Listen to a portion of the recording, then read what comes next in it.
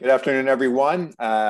Welcome to the Center for Business Growth webinar. We're going to just wait for a few more folks to sign in, so we'll get started in a couple of minutes.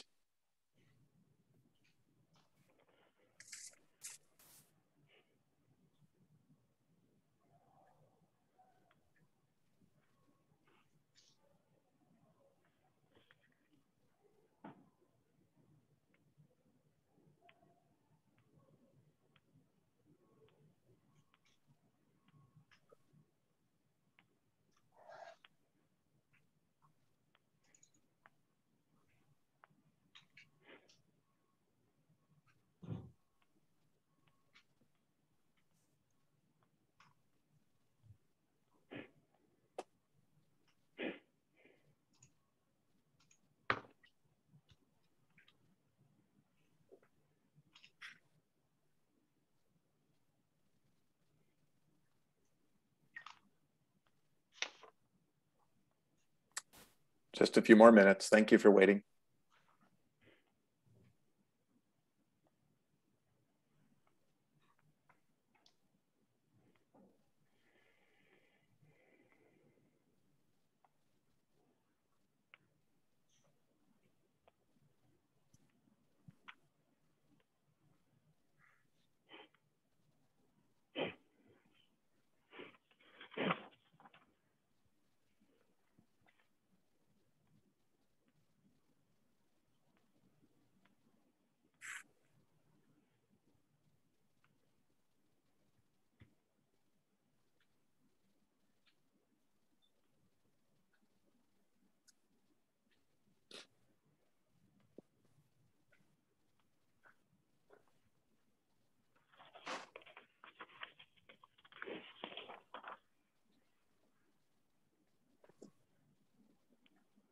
Give it just a couple more minutes.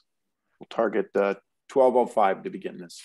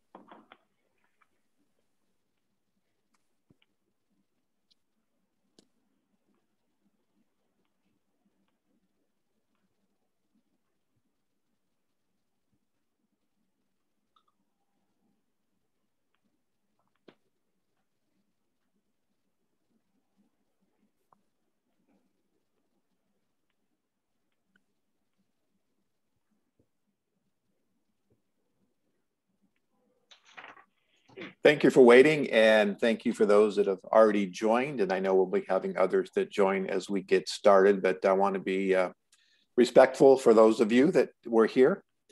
So thank you again for showing up to part 2 of Life After COVID, Prospering in the Post-Pandemic World. And today's conversation is going to focus on the economy, real estate, client relations in this new normal. We have, like we had in the last panel, we have a variety of folks that will be speaking on some various topics. And so again, we appreciate you joining us today. But before we get started, I'd like to talk a little bit about the Center for Business Growth. Now, our mission is to create a members-only community of owners and C-level executives. And we're now into our 4th year. COVID has certainly slowed us up a little bit, like it has done with so many other organizations. Normally, we would be meeting in person, having this seminar instead of a webinar, if you will. Our goal is to provide a place where business leaders can engage in an interactive educational forums, and more importantly, in a non-sales environment. Really, the spark of this idea came 4 years ago because many of us had been attending networking meetings, and they seemed more like sales events than they did educational. So that was the foundation for the Center for Business Growth, and that has been part of our mission and one we've stuck to for all 4 years. We're here to learn best practices from each other. And whether it's the folks here in the advisory boards that are speaking, or whether we're having outside partners that you'll also hear today. It's really about learning and sharing information in a safe environment. Now, these are the founding members of the Center for Business Growth, and you can find out more information about not only the founding members, but also the advisory board that we have together. There's 10 of us in total and from a wide variety of industries. So a big, broad perspective that we bring to these seminars as well as to the organization itself. Here are their names. Here are our names in detail. And again, these are all on the website, and linking those links go to more information so you can find out about the individuals that are driving this organization. Here's a quick snapshot of our website, and you can see we have past events. And one of the things that we do, if you happen to have missed one of our other webinars, is you can actually go, and all the previous webinars are on the website that you can sign up and watch or listen to. And also you see up here in the upper hand corner is about membership. And unlike many organizations, we actually don't charge to become a member. However, ultimately, as we move on, we are going to be having special areas and special events and special educational programs that will be for folks that have signed up to become a member. It's like, say, it does not cost anything. And you can see here, there'll be a wide variety of information and education and shared learnings that members will get, as opposed to, you know, people just joining us here today. So we're really trying to build this relationship in a stronger area so people can really benefit from the safe environment that we have. So again, you can sign up on the website. It's really easy, really simple, as I showed you. Today's panel are these individuals, and instead of me reading and telling you a whole lot about us, once we get started, Bruce is going to be taking control, and we'll all have an opportunity to tell you a little bit more about ourselves. So with no further ado, Bruce, I'm going to turn this over to you. All right. Thank you, Angelo, and welcome to everyone to part two. As Angelo said, Center for Business Growth, Life After COVID. And my name is Bruce Lippian. I'm a partner with Stone Creek Capital. We are a private equity buyout firm that specifically focuses on management-oriented buyouts, either management within a company or partnering with outside management to acquire a company. And the company sizes tend to be in the 10 to 50 million revenue level. Over the past 12 months, I've participated in several webinars about business outlook and M&A activity. And it's been fascinating to see how the sentiment has evolved. Initially, it was all about dealing with uncertainty and self-preservation. And I've got to say, I'm very happy to finally be participating in a webinar where the overwhelming sentiment is about optimism and opportunity. With that backdrop, over the next hour, you'll hear a variety of observations, as well as tools and tactics that we hope will help you adapt to the new normal and flourish. So before we jump into the panel portion of our presentation, I'd like to compliment our colleagues who conducted the first panel a couple of weeks ago. They did a great job, and we're hoping that we can deliver an equally engaging and informative presentation today. So for those of you who participated in the first webinar, you may recall that they structured their presentation around the 5 C's, which were culture, community, choice, control of culture, and comfort. And so as we were planning today's session, we thought, if that approach worked for them, let's use an acronym too. But of course, that meant we needed to come up with our own. So our first thought was, well, they use the 5 C's, so how about the 7 C's? But that didn't work because we got 6 panelists. So instead, we're going to use something similar, but with 6 letters. Oceans, O-C-E-A-N-S. And as we go through this presentation, I will share what each of the letters stand for throughout the webinar. So our first panelist is Chris Kane, author of Where is My Office? Hence, O stands for office. Chris, please start by giving us your background. Good afternoon, Bruce, and lovely to be chatting with you. I guess for the audience, I'm the odd one out in that I never thought today I'd be spending some time chatting with a group of people based in Orange County. But then again, I never thought I'd be able to do many of the things I had. I normally open up chats like this with saying that I'm one of the few people you will meet who's had a true Mickey Mouse job. But given this group is based in California, at Orange County, at Anaheim, that probably doesn't quite work for you guys. But truth be told, starting to work for Walt Disney in the mid-90s, having been in a very traditional real estate world, really opened my eyes. I never thought I would get to travel the world or learn lots of things about the USA. So I know enough about the USA to be dangerous. In fact, my second last visit to the US pre-lockdown was actually to Anaheim and to Orange County and on to San Francisco for that particular trip. So I'm no stranger to the Pacific Coast Highway and to Malibu and all sorts of places. But so what I want to do today is hopefully continuing the ethos of this group about learning, because I wrote the book to help business executives better understand how a productive workforce can be supported by a productive workplace, i.e. the office. I never thought for the life of me that I finished writing the book before COVID, that my efforts would become so topical, and why business leaders for the first time ever have got to really think about their offices and their staff in a very different way. So hopefully we can all learn together during this session.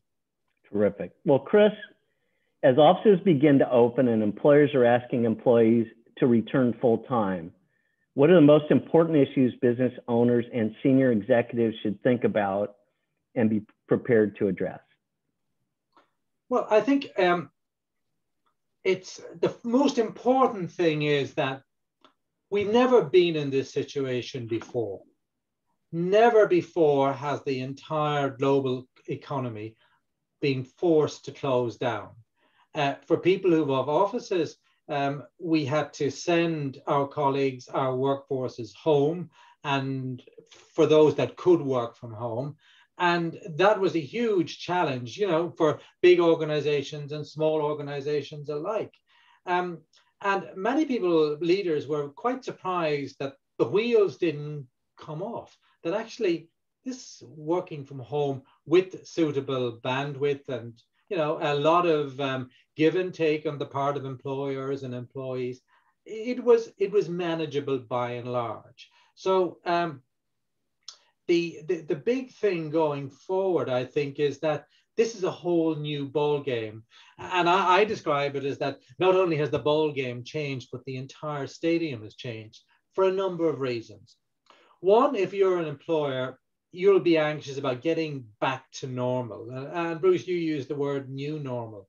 I wonder, is that the right label anymore? And that's why this group is so attractive, in that you're a very diverse group of folk, because we're all going to have to work like never before to collaborate, to figure things out. And that's where I would say, you know, go back to the you know, Disney, I guess I'm a sucker for, in a sense, but the innovation and the Imagineering that the Walt Disney Company brought, you know, to the world of film and to entertainment was world class and remains world class. And we're going to have to start thinking very differently for a number of reasons. One, we're in pandemic times for the foreseeable future. I know that most of the US now has got access to vaccinations, and we're gradually moving into less and less restriction. Who's to say that we're not going to get another hit? God forbid, and God willing, and all of that we got to be positive. But if you have to do one thing, is to look at your risk profile and also to look at your resilience. How can you keep your business going if something like this happens again? Now, we'll be better prepared, admittedly, but many of the smart thinkers, and the World Economic Forum published their annual risk report a couple of months back. It makes for very, very salutary reading. So your risk profile has changed fundamentally. That's one thing. the nature of the employer-employee contract, both the emotional and the actual legal one, is in flux. Nobody really knows how this is going to play out. You witnessed, for example, in the last week, 10 days, what's happened at Apple. You know, Steve said everyone gets back to the office. What happens? The Apple workforce writes to him and says, well, excuse me, but we want and respectfully ask for the ability to work flexibly. So I think the thing is that we don't know how to prepare yet, because all the playbooks we've had, you can get all the big consultants in, they don't know either. I did something with the Financial Times in London on Monday, and the consensus was from both sides of the Atlantic that nobody knows what's going to happen. So we thought we were on certain times pre-COVID. Now it's really uncertain. So to be prepared, I think, is to be a participant in groups like this, as we all in real time try to figure this out, because this is challenging. Chris, why would an employer want employees to come in the office versus working remotely? Well, I think that's a really good question. And one of the things I've discovered in the research I've been doing with my little research group, 6 Ideas, is that up to, a few years, we were all, of a certain seniority, and we've all basically spent a lot of our time in the 20th century using 20th century mindsets and whatever. The game has changed now, and we've got to think very differently. And COVID then has just accelerated all of that, because we've never had to rethink that employees would put flexible working in their priority list before pay. That just doesn't compute. So, in writing the book, for example, the key research question was, what is the purpose of the office? Now, if you ask a real estate person, they'll say it's because it's an investment and it's value. But most business people will agree with me, I'm sure, that the only purpose for all of these office buildings is to enable the performance of the business it houses. Now, if the business it houses relies on people, then that connection between the physical and the business, which maybe was sort of incidental pre-COVID, has now become really, really important. And we're looking also at the nature of businesses. Some businesses are still pretty much focused on processing stuff, although that's being automated. Many businesses would describe themselves as knowledge worker type businesses, particularly around creativity and design. So everybody is going to have a nuanced approach to this. And there's an enormous amount of, I'm going to talk a lot tonight about choice. Before, it was everybody got on the highway at 7 or 6:30 in the morning and drove downtown. We all know people complaining about 1, 2, 3 hour commutes if they had to work in downtown LA, and it's a nightmare. And when I was in Orange County last trip, I got up at 5, and even then the highway was busy when I got out at 5:30. So, things were going crazy at all of this. And, you look at people in the Bay Area, and some of my friends there were telling me that, the one-way commute averages 2 hours. So that doesn't work.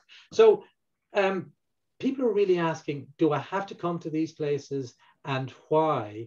And as leaders, you need to understand why they're asking those questions, but you also need to be aware of the fact that there is choice, that working in the office, work from home, or you're going to hear a lot more about hybrid working, a blend, a mix. And that will work for some companies, and it will be dependent on the company's culture and its leadership. So you've got to invest time in understanding the why. And there's no one size fits all. You've got to figure this out for your company, where you are in your life cycle. What do you want to achieve with your company? Is a vibrant, stable workforce an important factor, or can you cope with churn? Or could you look at opportunity? Because the ability for people to work remotely, which has been accelerated as a result of COVID, means that maybe you can widen your talent pool. So every cloud may have a silver lining here. So just as we're wrapping this up, what would you say? What sort of space would a business need that supports its core business strategy, including where the business should be based? Because in prior discussions with you, you've talked about having to look through a different prism as you're thinking through these questions. Yeah, and as I just said, I want to build on the point that everybody is viewing these challenges as difficulties and as problems, and there may be, and there's lots of good advice out there in terms of how you make better use of your real estate. But I would suggest firstly you start at your fundamental business strategy and you ask yourself the question: A, do you want to be seen as an employer of choice? If you do, then you need to understand what your options are compared to having an office in Anaheim or in San Diego or wherever, Laguna Beach. And if you feel that you have to have that fixed 5,000, 10,000 square feet, then you've got to figure out how to maybe remodel that to make that a bit more attractive so that employees will be drawn to the office. Gray space with lots of cubes and corner offices with poor daylighting and poor air conditioning. I'm sorry, it's a bit of a no-no, because most people will only want to come to the office not to send emails, but to collaborate, to be creative, and also to congregate. We're social animals, so we do need to congregate, but we're not going to do it anymore Monday to Friday, 8 to 5 in one fixed location. Now, that's a challenge for a management mindset, which is based on the 20th century. So you have to move yourself into the 21st century and say, how can we use this newfound choice to not only our employees' satisfaction, but to our business advantage? And that's where sort of we've been trying to figure this out. I know my colleague David George is online today, and he's based in San Diego, and we've been working with clients around how to figure this out if you've got existing stuff, and then what new opportunities might emerge for you, and how can you get a landlord real estate world which doesn't understand customer service to stand up and pay attention and work with you to get realistic solutions. Terrific. Well, really provocative topics to think about. So our next panelist is Joe Yurasek, the California president for Fifth Third Bank. So Joe, can you please tell us about your background and Fifth Third? Yeah, hey, Chris, by the way, great information. I was telling Bruce that all I need is that European English accent. That would be wonderful. Hey, Joe Yurasek, I'm the regional president here for Fifth Third Bank in California. In California, how you should think about our approach is I cover our middle market business strategies, including our middle market healthcare strategy. I cover our regional sponsor coverage strategy that Bruce knows really well.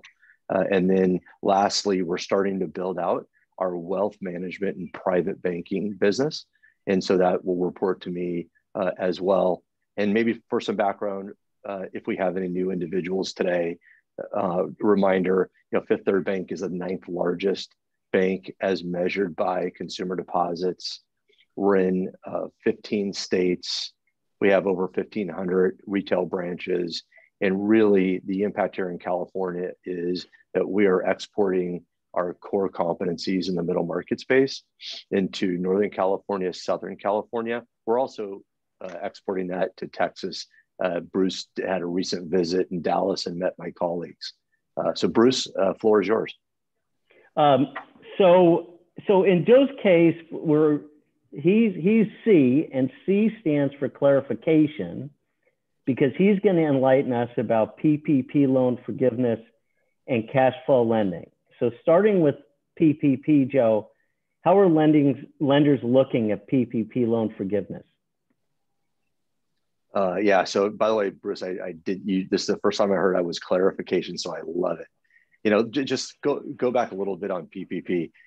Think April and May, the Paycheck Protection Program.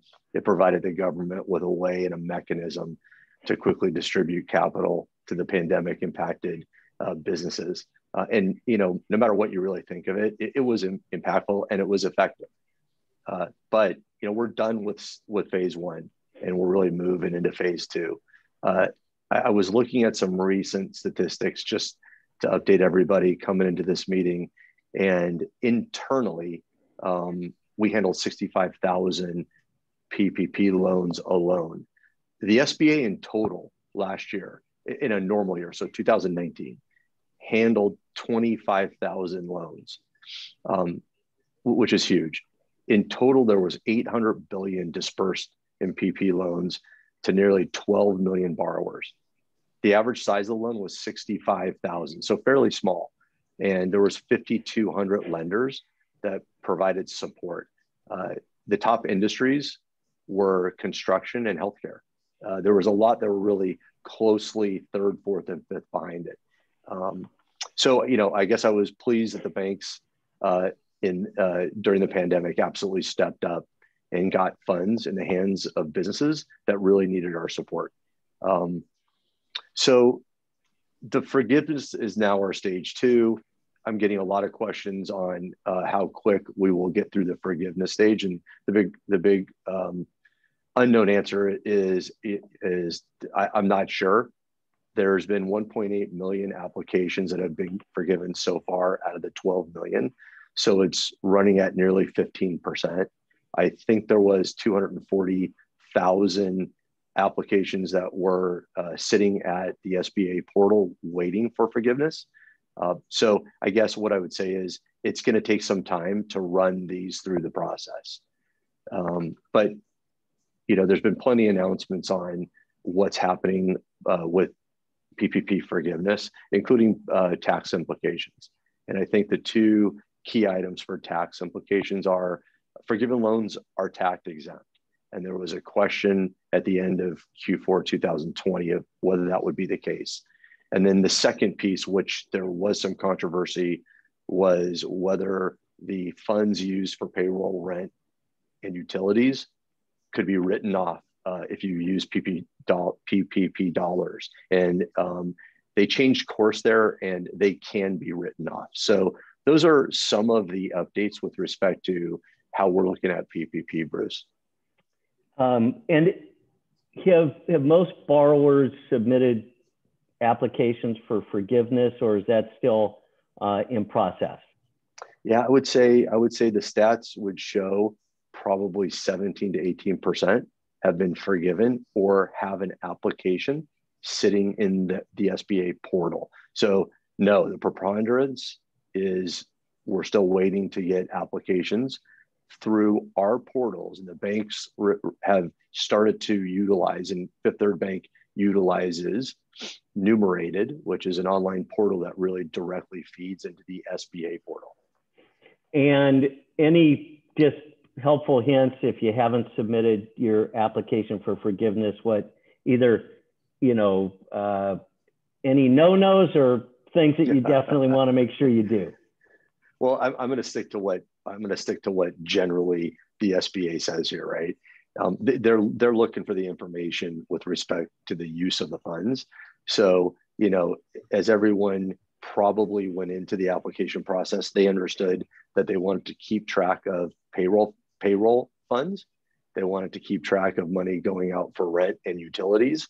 And if it's well documented and you use it for the appropriate purposes, we feel comfortable you're going to get your loan forgiven. It might take some time just because they can't get their applications through the portal. One other question, there's both an approval process at the bank level and then an approval process by the SBA. How do those two differ?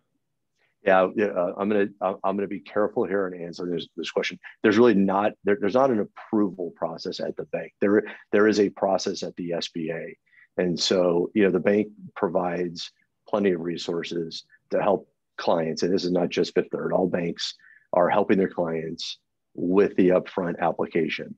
We're trying to streamline our forgiveness application so that it can directly go into the portal. So submitted information directly into our portal numerated by our borrowers so that it goes directly into the SBA queue.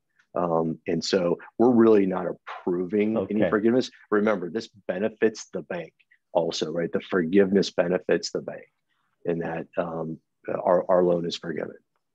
Okay, well, that's an important clarification to understand. You're a facilitator in the forgiveness process, and then it's ultimately up to the SBA to approve that's right. it. And then one other topic, Joe, for cash flow-based loans in a post-pandemic environment, can you provide some guidelines on what type of EBITDA adjustments banks are willing and not willing to consider? Yeah, so there's a lot of talk behind that, right? Every borrower has been impacted some way, some positively. Most have had months of negative impact. And I guess how I would think about it is, right, there's sort of the typical ask, which would be cost impacts, and they may be costs of cleaning your facility by a third-party firm when you had a COVID outbreak in a manufacturing facility. The cost might be additional staff that you brought on to process your workflow. We had some shipping costs add backs in a couple of occasions because costs were going through the roof and companies were finding any and every way to get product shipped out, and sometimes it was expensive. So there are some costs that we can identify. The tough part is on the revenue side. So on the revenue side, right, most companies had a negative impact on the revenue side.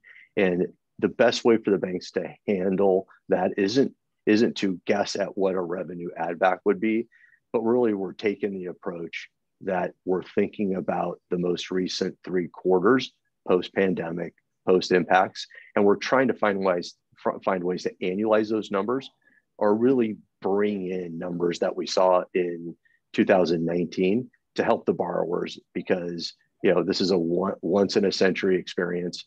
If your business is back, we're starting to see results, and the banks are really working with clients to make sure that we're thinking about the next 12 months the right way. Terrific. Well, Joe, thank you.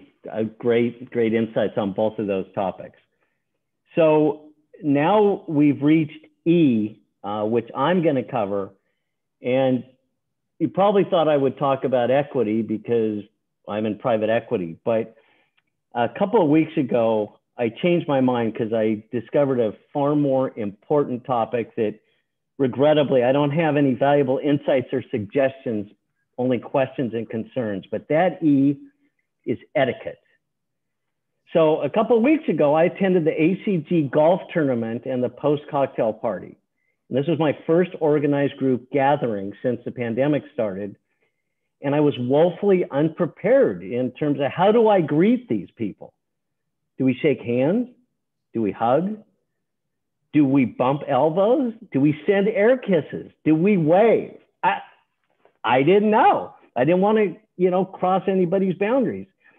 And I don't really have anything to take away, but until the CDC issues guidelines for post-pandemic etiquette, I'm afraid we're all going to have to struggle on that one.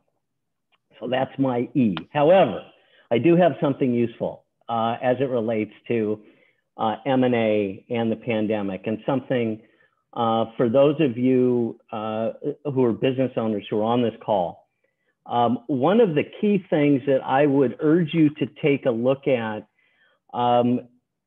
in your growth strategy is add-on acquisitions, especially if you have been in a segment where that segment has struggled due to the pandemic, because many of your competitors or companies that provide adjacent products or services are probably struggling too. And if you've been able to manage through the downturn, there's a very attractive opportunity to increase revenues and EBITDA through attractively priced add-on acquisition opportunities. And intuitively that makes sense, but there's another reason I want to make a special point of this and why I think now is one of the best times I've ever seen for existing businesses to do add-on acquisitions. And that is, when it comes to valuation, bigger is better. And for businesses that are under 5 million EBITDA, their purchase price multiples tend to be 1 to 2 turns lower than the same type of business that's north of 10 million in EBITDA. And the key reason for that is the larger a company, the lower the perceived risk. And so to the extent you're following a plan where you're going, we're below 5 million EBITDA, but we really want to get to north of 10, that's going to take you much longer organically than if you can identify a couple of attractive add-ons. And what you get the benefit of is not only having a company with higher EBITDA, but there's a multiple arbitrage benefit that comes where if your business would have been at a 5 to 6x when you're below 5 million EBITDA, but it could be a 6 to 8x or possibly higher because you're above 10 million EBITDA, that is a very quick and practical way to really turbocharge your equity value. And with so many businesses out there now struggling, that means a lot of consolidation is going to go on in an awful lot of segments. And if you haven't thought about that strategy before, it's something to think about. So moving on to A stands for activity. And my colleague, Brandon Corderero, who's a managing director with Intrepid Investment Bankers, was going to cover this topic, but he had a last minute conflict. So I'm not only going to handle this section, but I'm going to take credit for originating the bullet points that he sent me that I will be passing along to you. And so the first topic is, how has the increased pace of M&A activity impacted buyer sentiment? And it's amazing how much activity we're seeing on both the buy side and the sell side. And there's a lot of different factors that are contributing to this, but there's an awful lot of companies that were able to accumulate cash. Private equity groups weren't able to deploy cash. And there's just been a pent-up demand to deploy cash in M&A. Second, the tax changes that everybody's talking about, where capital gains could be increasing, has motivated an awful lot of business owners to move as quickly as they can, put their company on the market, so at least they can put more proceeds in their pocket before the tax laws change than after that occurs. And interestingly enough, on the buyer community, where there's so many opportunities out there and there's so much capital, by the way, not just with equity, but with debt financing, they're taking a very focused approach to buying companies versus participating in broad auctions as they typically have before. And part of the reason for that is that a broader auction is going to take more time. And it works to the seller's benefit as well. If their goal is, I got to get my company sold before the tax laws change, a broader auction is going to take more time. So there's been more focus in processes. And they are also buyers really spending a lot more time with management to get comfortable. And as a result of this activity, multiples have stayed strong for businesses, particularly those that have recurring revenues. And one of the interesting takeaways here is that if you are thinking about selling your business and haven't yet engaged a sell-side advisor to sell your business, the clock is ticking in terms of whether or not you can get your business sold before the end of the year. So one of the key messages that Brandon conveyed to me was, if part of your motivation is driven by concerns about tax treatment of your proceeds, you want to move quickly. Now, the offset to that you need to think about is whether or not you've groomed your company for sale. Because if you impulsively say, hey, I need to sell so I don't get hurt by the capital gains tax, you may get hurt by the valuation multiple if you haven't groomed your company for sale.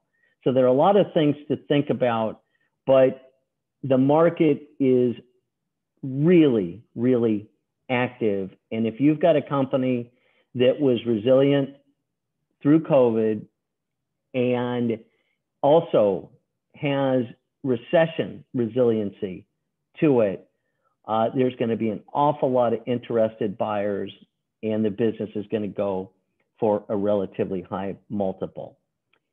So with that, our next panelist is Angelo Ponzi, who's founder and CEO of the Ponzi Group, which is a strategic marketing firm. Angelo is the individual who gave us the overview of the Center for Business Growth. Angelo, if you could tell us about yourself and your company. Yeah, thank you. Just a little background. I am, my day job, I'm a fractional chief marketing officer, but my company provides interim, fractional, and consulting marketing and leadership services. And we focus on the strategic and analytical side of marketing. And we always take a holistic view of our client's business. We are considered marketing architects, and we use research to gather the necessary insights and information about your customers, your prospects, the marketplace. We use that information in helping to pivot or scale your business, position, change your messaging, and then we work on long-term strategic plans. So that's where our focus is in our organization. So terrific. So we're now at the N in Oceans, and that stands for now what? So Angelo, all companies, regardless of size, have been impacted by the pandemic. And as we come out of this current situation and head into the new way of working, what worked for a company pre-pandemic may not necessarily help that company grow post-pandemic. What can or should a business do to strengthen relationships with the customers now? Well, what's interesting is we were heading, prior to the pandemic, and the market was good. Everybody was doing great. And, the high tide rises all boats. But now we're in this situation. And so I'm going to actually go back a little bit and go back to what I believe is the foundation of understanding your customers. So whether you're direct to consumer, wholesale, retail, supply chain, 3-tier, it doesn't really matter. To strengthen those relationships, you have to understand your customer and maybe your customers' customers. So that's really getting into the marketplace. And I talked about insights. And so I say use research as a way to capture that information, whether it's secondary research or primary research, you're picking up the phone and talking to your customers. You really have to understand their needs, their wants, their motivations, and ultimately how to change their behavior if their behavior has been impacted. If you think about a retail organization or a restaurant chain, for example, they have been impacted. We know that. But now their customers potentially have been impacted as well. Why? Because they've been staying home, they're using Grubhub and all these other delivery services now. Now we have to figure out how to change their behavior. The only way we're going to understand how to do that is to actually go out and have conversations with them. And I think that's really important. But also, as you're talking to your customers, you have to understand not just about customer relationships on the external side, but also on the internal side.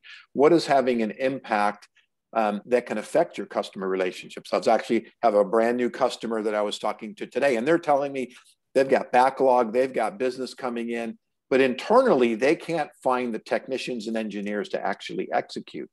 So they have a different dynamic that's going on. And that's why I say I like to look holistically at the business, because it isn't always about externally. It isn't always about what's going on in the marketplace, but sometimes what's going on internally. So you're going to hear me say this a lot. Know your customer, know their customers, and take the time to do some research to gather that information and knowledge. So if you look at new customer prospecting, it's kind of like online dating. And in this new attempt to find new relationships, how does this affect what was an effective marketing strategy online marketing strategy pre-pandemic with an effective means of generating new leads post-pandemic? Okay, I could say swipe left or swipe right, but I guess I already did say that. So digital transformation, if your business is not online and from a strong point of view, you're missing the boat. Digital transformation accelerated during COVID. As a matter of fact, what the Microsoft CEO said, they experienced 3 years of digital transformation in 3 months. So, and I've heard as much as 5 years now. So it's progressing very quickly. The consumers, whether it's direct to consumer or your business customer, have gone online to do research. They're spending their time trying to get information before they ever pick up the phone. 85% from McKinsey, 85% of buyers are doing research online before they ever make a purchase. 70% of the buyer's journey, we talk about customer journeys, is complete before the buyer ever reaches out to the sales organization. So we've gone from utilizing different tools online to becoming even more and more important. If you look at a lot of secondary research by McKinsey, by Gartner, by all these others, there is such a shift in the way the investments are happening online. So, but does digital replace everything? And the answer is no. And part of it is back to what I've been saying. You have to understand your customer. You have to understand how they consume information. You have to understand how they go through their journey. And so by eliminating everything, by getting out of trade shows, for example, or getting out of some of the more traditional magazines or radio or TV, you might be eliminating pockets of information or pockets of way to reach your customers or channels of communications that they might still be using, but you made the decision to go 100% digital. But it really is important to understand, to make sure you're reaching them when they're making their decisions, right? You need to be there when they're with the right content, with the right information and the right format at the right time. And here's just, I'm going to throw out a couple nine points here that you can consider, especially when you start talking about online and your lead generation program, right? Optimize your website, number one, for lead generation. Ensure your social media buttons are available and very highlighted on your website. Offer some kind of educational material, ebooks, white papers, whatever it happens to be. Use landing pages to make sure they're very focused on the content. So many companies, after they run their digital campaign, they take them back to their regular website. And for me, that's too much information to digest. There's easy ways to get lost. If you take them back to a landing page, you can really focus on that. Conduct content webinars like we're doing today, educational. Be consistent. If you want to blog, that's great. Be consistent. If you want to do case studies, just be consistent in what you're doing. Leverage video. Video is so important these days. And it will change based on the age demographic, but video is very important. Have a strong call to action.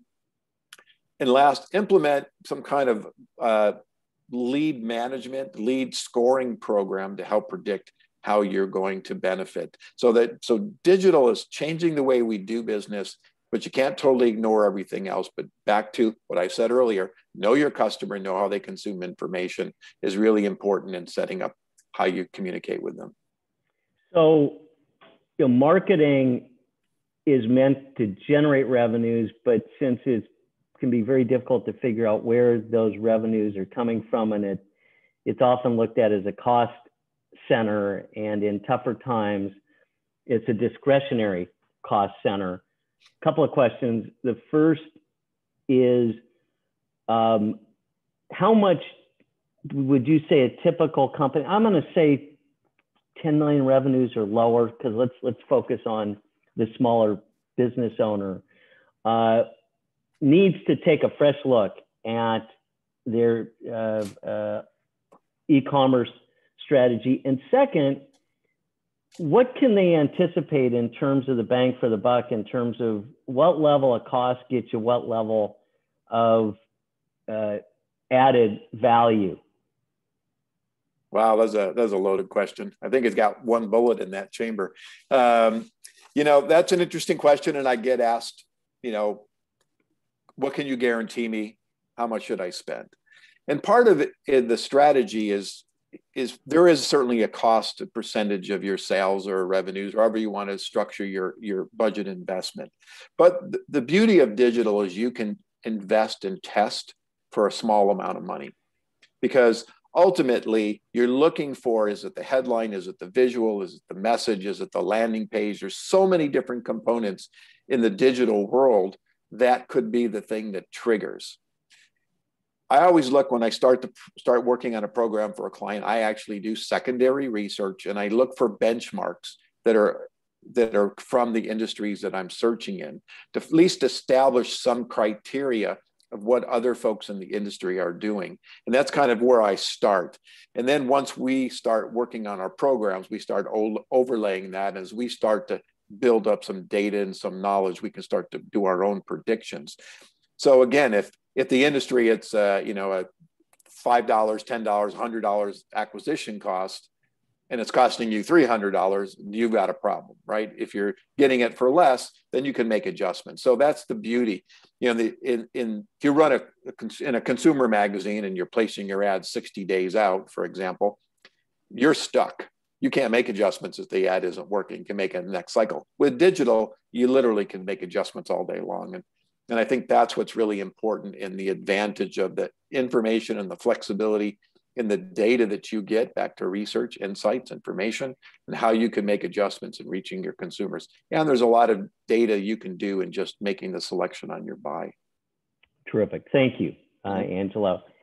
So we've finally reached S, and I will tell you what S stands for after I introduce you to our panelist, Jonathan Batista, who's a wealth advisor with Bernstein Private Wealth Management. Great. Hi, Bruce. Thank you for that intro. I was at that ACG event, and that kiss you blew to me. I thought I was special, but sounds like you were doing the same to everybody else. It wasn't directed at you. Got okay? it. Okay. So don't misinterpret. Anyway, continue. Got it.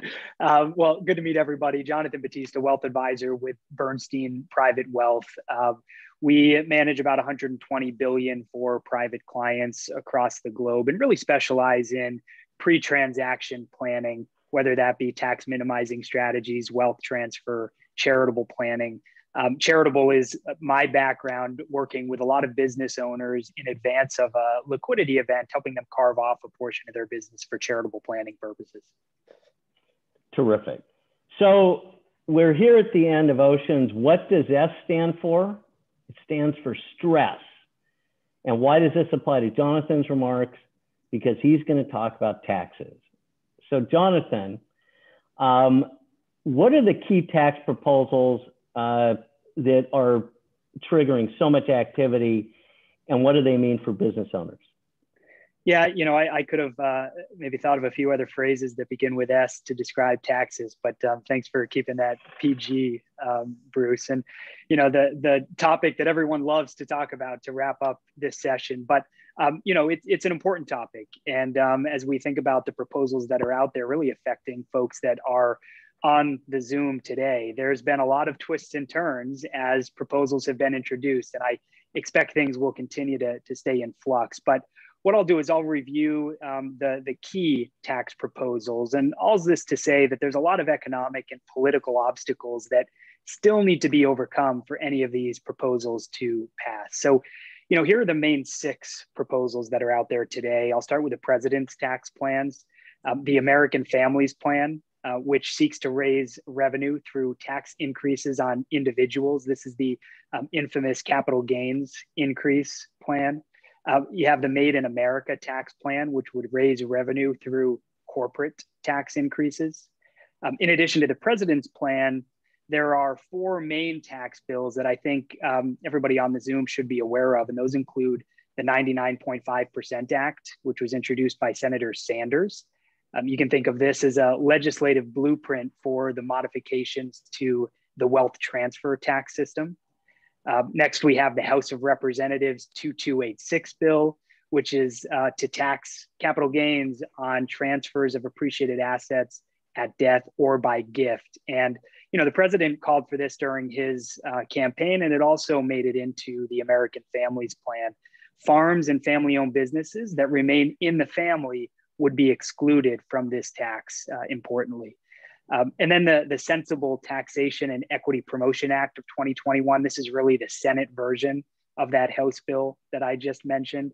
And finally, the ultra-millionaire tax, which is Senator Warren's wealth tax. But as I mentioned earlier, still some economic and political obstacles that need to be overcome. And at a minimum, I think these obstacles are likely to push legislation in a more moderate territory as we go through the process. But you asked, Bruce, what does this mean to business owners, right? And this is the question that I'm getting seemingly every day.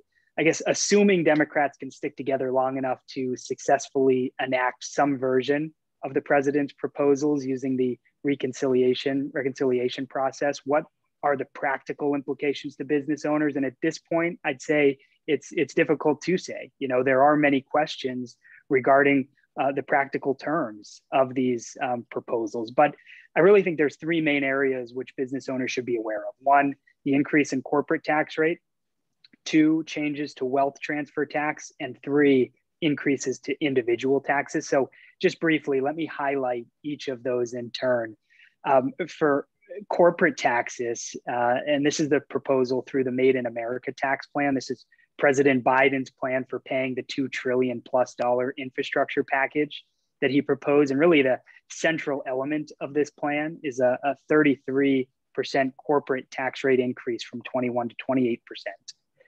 Another area of concern for many of our business owner clients are the proposed changes to the wealth transfer taxes. And, I think it's worth noting that the president did not include any of these changes in his proposals, but despite this, it's still important that we're considering the proposals that the president put out during the campaign trail, which did include modifications to wealth transfer tax. And in fact, we do have a bill right now in the Senate, as I mentioned before, that does propose many of the changes that the president had initially supported. That Senate proposal is the 99.5% Act. And this essentially proposes returning the estate tax to the 2009 levels. So this would mean a decrease in the applicable exclusion from 11.7 million, where it is today, to 3.5 million. So a 70% decrease. And under the current text of the bill, these changes would be effective starting January 1, 2022. So that would still give you time to, make large gifts and use the 11.7 million exclusion before it goes away. So I know many of my estate planning friends are very busy these days. And then just lastly, and probably the most relevant for today's conversation is the increase on individual taxes. And you touched on this, Bruce, as you were going through your session. The President's American Families Plan, which includes the most infamous proposal again, is the 82% increase to capital gains tax rate for taxpayers with income over $1 million. And under the plan, the top tax rate on capital gains would increase from 23.8% to 43.4%. Again, that's on income over $1 million. And that's significant for those considering a sale. Assume a closely held business with zero cost basis that could be sold for $10 million. At a capital gains tax rate today of 20%, the net proceeds would be $8 million. If the capital gains tax rate were to increase to 39.6 prior to the date of the sale price would have to increase by 32% to 13.2 million to net the same 8 million after tax. So very bold proposals. Yes, the scope of these changes for somebody who's considering selling their business could be substantial. But again, a lot needs to happen for these bills to be pushed through. Thank you. Really great detail, but also in a way to not lose any of us in terms of your explanation. So very quickly, are there any pre-transaction or post-transaction strategies that you can highlight that would benefit, to minimize taxes, basically? Yeah, whether it be pre or post-transaction, there fortunately are strategies that can be considered to minimize tax. Now, it's not a one-size-fits-all, and these strategies are based on facts and circumstances. So my recommendation is to speak with your team of advisors if you're considering a transaction, or to at least like to discuss the options that are available to you. With that said, I'll highlight one pre-transaction strategy, one post-transaction strategy, just briefly. So qualified small business stock, QSBS, or Section 1202. This is a code that in a strategy we're talking a lot with clients these days. And it doesn't fit for everybody, but it's significant, the tax savings. Shareholders may be able to exclude capital gains equal to the greater of 10 million or 10 times the basis of the stock, and even multiply the exclusion by utilizing wealth transfer strategies. The amount of the eligible gain that may be excluded from tax depends whether the stock was acquired at original issue. And some of the requirements, there's a whole list of them, but some of the important ones: the stock needs to be original issue and C Corp.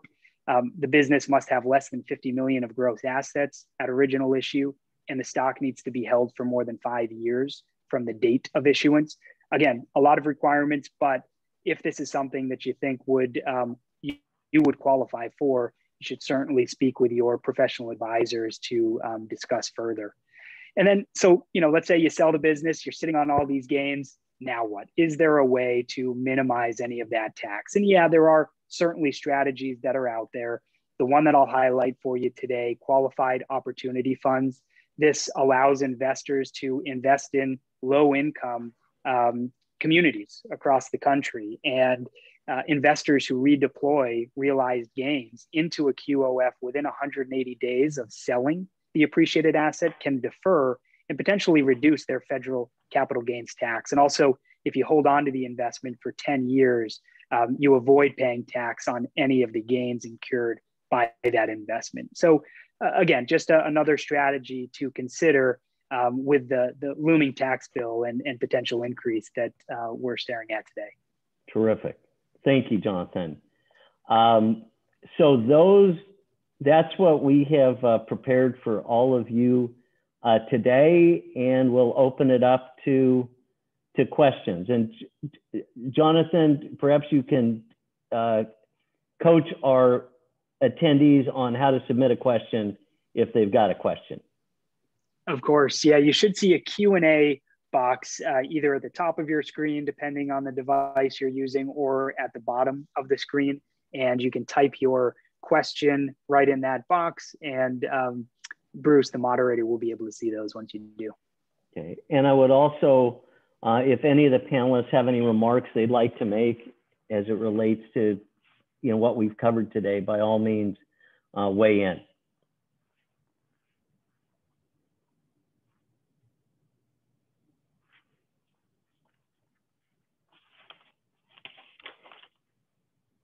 Well, I don't see any questions here.